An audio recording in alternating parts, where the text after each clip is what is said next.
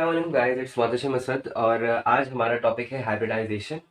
हम 3 videos cover कर चुके हैं, सॉरी 3 टॉपिक्स हम लोग कवर कर चुके हैं। पहला टॉपिक था हमारा वीबीटी, वैलेंस बॉन्ड थ्योरी। दूसरा टॉपिक था एमओटी, मॉलिक्यूलर ऑर्बिटल थ्योरी। और थर्ड हमने यानी कि लास्ट वीडियो हमने डिस्कस की थी VSEPR, valence shell electron repulsion theory, valence shell electron pair repulsion theory. ठीक है, आज हमारा टॉपिक है हाइब्रिडाइजेशन। हाइब्रिडाइजेशन क्यों लाया गया? पहले मैं आपको एक बात बता दूं कि हाइब्रिडाइजेशन जो है वो हमारी बुक में लास्ट में दिया हुआ है, यानी कि VSEPR के बाद दिया हुआ है। हालांकि हाइब्रिडाइजेशन पहले आई थी, उसके बाद VSEPR आई थी। ठीक है, VSEPR जो थी वो मॉडिफाई किया गया था हाइब्रिडाइजेशन को। ठीक है, तो VBT के कुछ कॉन्सेप्ट से जो कि हाइब्रिडाइजेशन ने ठीक किए थे। VBT कहती थी कि एटॉमिक ऑर्बिटल्स जो होते हैं, एटॉमिक ऑर्बिटल्स में जो अनपेयर्ड इलेक्ट्रॉन्स होते हैं, मैंने आपको बताया था पिछली वीडियोस में, मैंने आपको बताया कि पेयर्ड इलेक्ट्रॉन्स भी होते हैं, अनपेयर्ड इलेक्ट्रॉन्स भी होते हैं। तो अनपेयर्ड इलेक्ट्रॉन्स जो होते हैं उनकी बिना पे वैलेंसी डिसाइड की जाती है। सही है कि अनपेयर्ड इलेक्ट्रॉन अगर 1 है तो 1 वैलेंसी, और अगर नहीं है तो इनर्ट गैस वाली उसकी वैलेंसी।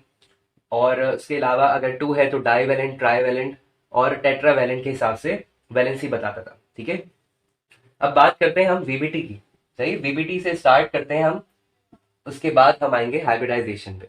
वीबीटी कहती थी कि पहले हम एग्जाम्पल देखते हैं कार्बन, बेरिलियम और बोरॉन की। सही है, कार्बन का एटॉमिक नंबर होता है, कार्बन का एटॉमिक नंबर होता है 6। सही है, 6 अगर इसका एटॉमिक नंबर है तो इसकी इलेक्ट्रॉनिक कॉन्फ़िगरेशन किस तरीके से होगी? 1s2, 1s2, 2s2, 1s2, 2s2 और ये 2p ऑर्बिटल्स, 2px, 2py और ये 2pz। सही है, 2 इलेक्ट्रॉन्स बचे तो यहां पे आ गए।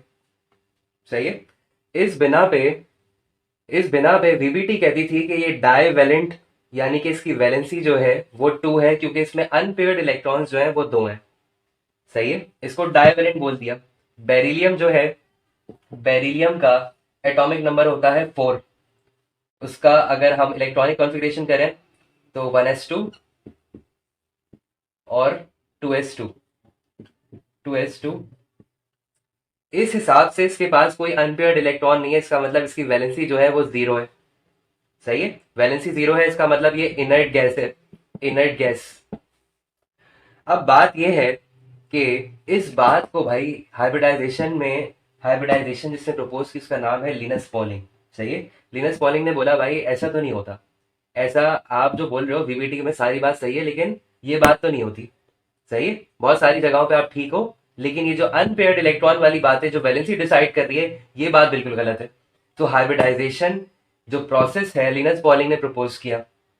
उसने बताया कि भाई ये जो कार्बन है, कार्बन है जिसका एटॉमिक नंबर 6 है। सही है, एटॉमिक नंबर जिसका 6 है, उसकी इलेक्ट्रॉनिक कॉन्फ़िगरेशन मैंने मान लिया कि तुम जैसे कह रहे हो वीबीटी, वीबीटी होगा जैसे तुम कह रहे हो ऐसे ही होता है। 1s2, 1s2, 2s2 और ये 3 ऑर्बिटल 2px, 2py, 2pz। सही है, और ये 2 आ गए। लिनस पॉलिंग ने बोला हाइब्रिडाइजेशन मैं पेश कर रहा हूं आपको। हाइब्रिडाइजेशन ये कहती है कि अगर कोई एम्प्टी ऑर्बिटल है तो क्या होगा? पहले तो मान लो कि ये ग्राउंड स्टेट है। क्या है? ग्राउंड स्टेट है। सही है, ग्राउंड स्टेट है। सारे जो एटॉमिक ऑर्बिटल के जो इलेक्ट्रॉन है वो चुपचाप बैठे हुए हैं। सही है, कोई शोर नहीं कर रहे, चुपचाप से खामोशी से बैठे हुए। तो हाइब्रिडाइजेशन में ये होता है कि जैसे ही ये कोवेलेंट बॉन्ड बनाने वाले होते हैं, ये एनर्जी एब्सॉर्ब करके एक इलेक्ट्रॉन कहां चला जाएगा? तो हायर स्टेट में चला जाएगा। देखो 2s2 की एनर्जी जो है वो 2p ऑर्बिटल से थोड़ी सी कम होगी ना।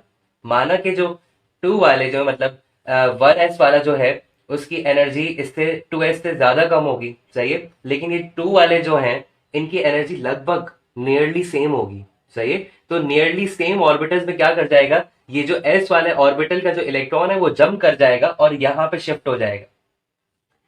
सही है, यहां पे शिफ्ट हो गया तो क्या होगा, इस स्टेट को हम इलेक्ट्रॉन की ऑर्बिटल की इस स्टेट को हम कहेंगे हायर एनर्जी लेवल।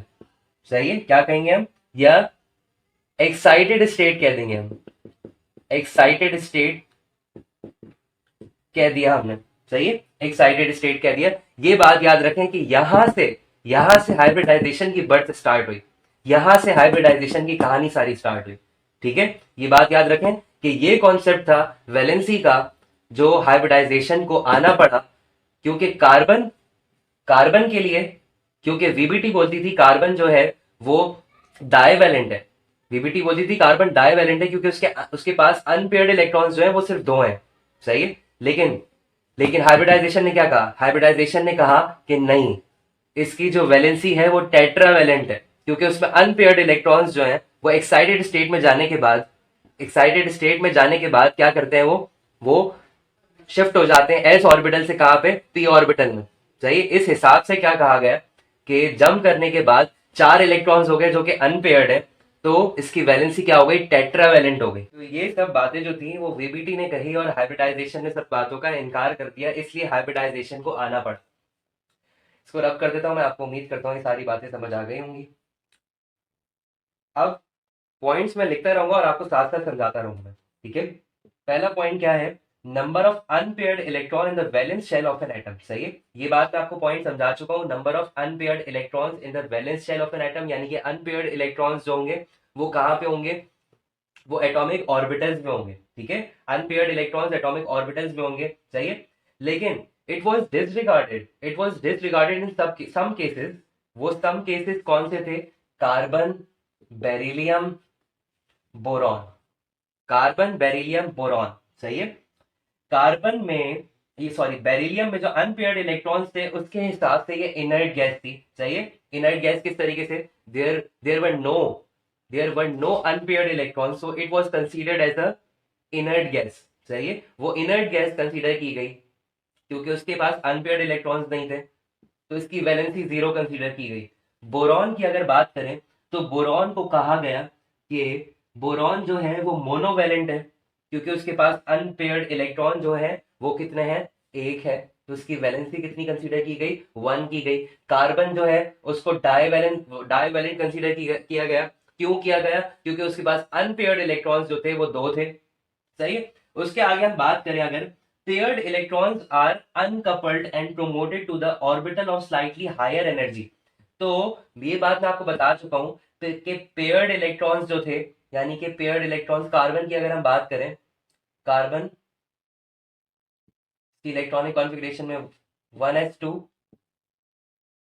2s2 और ये 2p 2px 2py 2pz, सही है, ये पहले से थे, सही है। अच्छा, एस वाले की हम बात नहीं करते क्योंकि जो जो एटॉमिक ऑर्बिटल्स हैं वो इलेक्ट्रॉन्स यानी ग्राउंड स्टेट से हायर स्टेट यानी कि एक्साइटेड स्टेट में तभी आ सकते हैं जब उनकी एनर्जी नियरली सेम हो।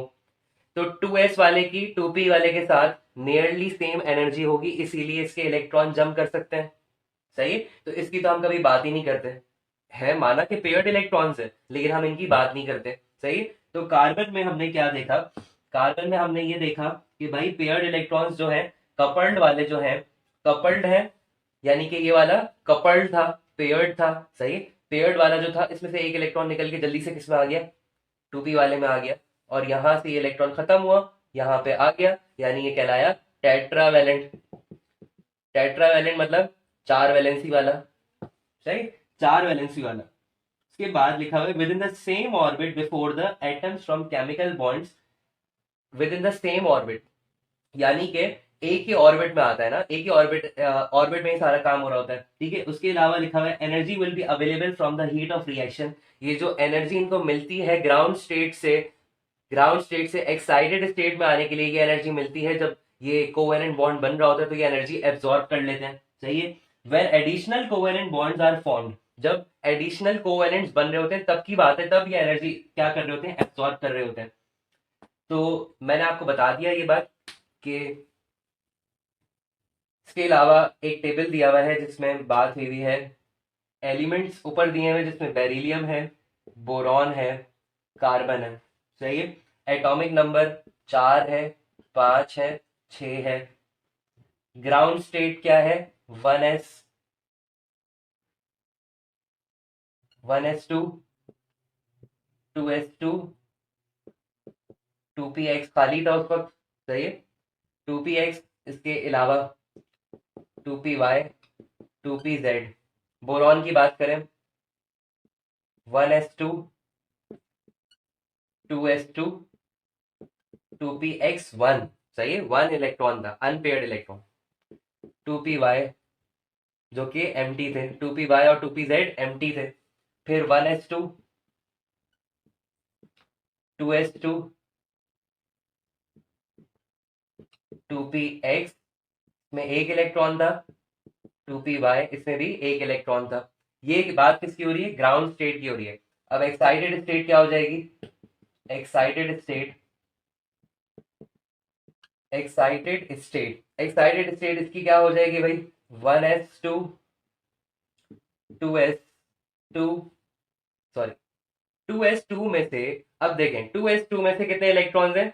दो पेयर्ड इलेक्ट्रॉन्स हैं। ये एनर्जी एब्जॉर्ब करके एक इलेक्ट्रॉन किसके पास चले जाएगा? 2px के पास चला जाएगा। 2px क्या हो जाएगा? ये तो 1 हो जाएगा। 2px जो है वो 2px1 हो जाएगा, सही है। इसके पास अनपेयर्ड इलेक्ट्रॉन्स आ गए, तो ये क्या हो गया? ये डाइवेलेंट हो गया, सही है, क्योंकि इसके पास अनपेयर्ड इलेक्ट्रॉन्स जो है वो कितने हैं? वो है दो, दो अनपेयर्ड इलेक्ट्रॉन्स है, सही है, दो अनपेयर्ड इलेक्ट्रॉन्स, सही। अब हाइब्रिडाइजेशन पे आते हैं, अब स्टार्ट करते हैं हाइब्रिडाइजेशन, सही है। अब स्टार्ट करते हैं हाइब्रिडाइजेशन। हाइब्रिडाइजेशन का स्टेटमेंट पहले देखते हैं हम। हाइब्रिडाइजेशन का स्टेटमेंट क्या है? जो कि लिनस पॉलिंग ने कहा कि the mixing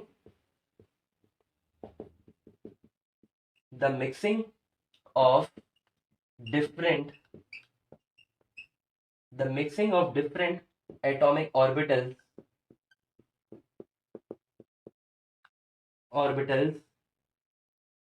to produce the same number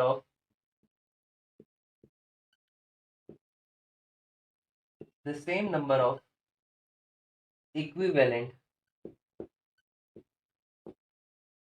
orbital having same shape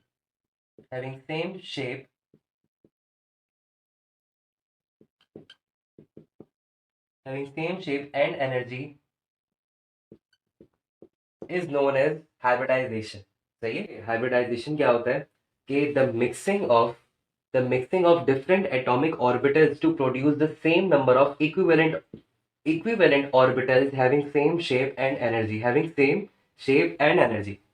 इसको हम किस तरीके से समझ सकते हैं कि हम कार्बन की एग्जांपल लें, सही है, कार्बन की इलेक्ट्रॉनिक कॉन्फ़िगरेशन,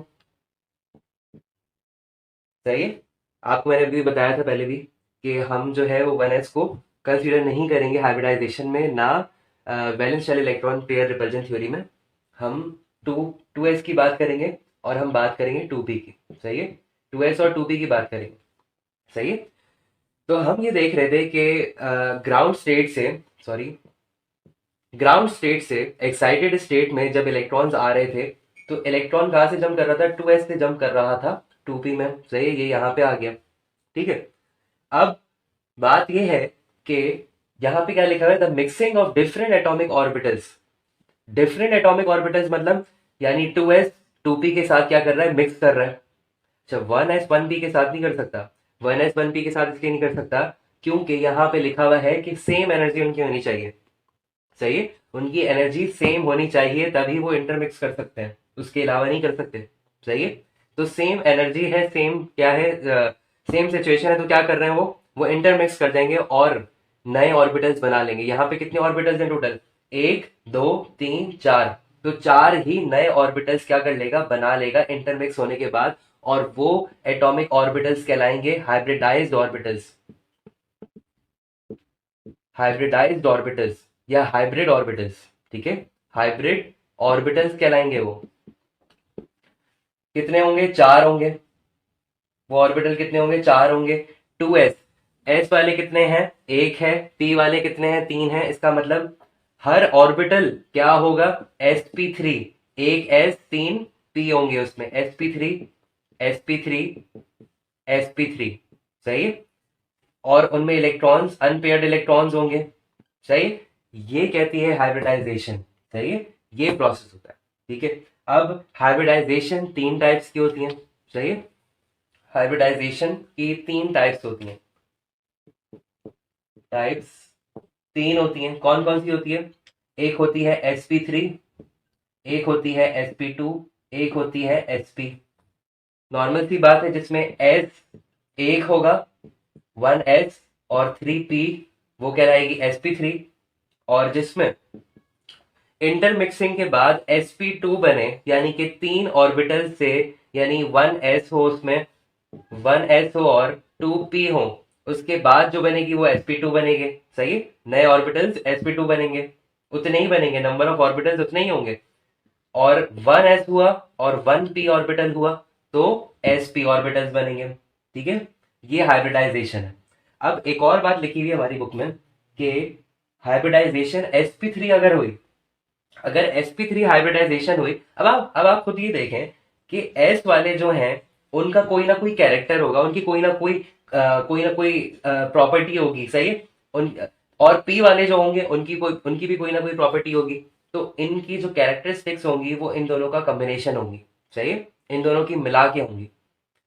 यहाँ पे यहाँ पे p3 है, s एक है, तो इसकी 25% कैरेक्टरिस्टिक्स जो होंगी वो s ऑर्बिटल की होंगी और 75% जो कैरेक्टरिस्टिक्स होंगी वो p ऑर्बिटल की होंगी। ये sp2 है, यहाँ पे 2p है और एक s है, तो 33.3 या 33% जो कैरेक्टरिस्टिक्स होंगी वो s की होंगी और 66.6 के परसेंट जो होंगी वो p की होंगी। यहाँ पे बराबर है, एक s है, यहाँ पे 1p है, सही है, एक p एक s है, तो 50% जो होंगी कैरेक्टर्स जो होंगे या कैरेक्टरिस्टिक्स जो होंगी वो किसकी होंगी? s ऑर्बिटल की, और 50% जो होंगी वो p ऑर्बिटल की होंगी, ठीक है। यहाँ हमने इसका हाइब्रिडाइजेशन का बेसिक पढ़ लिया है। इसके बाद हम sp3 को पूरा पूरा डिस्कस करेंगे, इसके जो एग्जाम्पल्स है वो करेंगे, हम इसके स्ट्रक्चर्स को देखेंगे, इसकी ज्योमेट्री को देखेंगे। एक बात, हाइब्रिडाइजेशन जो है वो हमें ज्योमेट्री बताती है,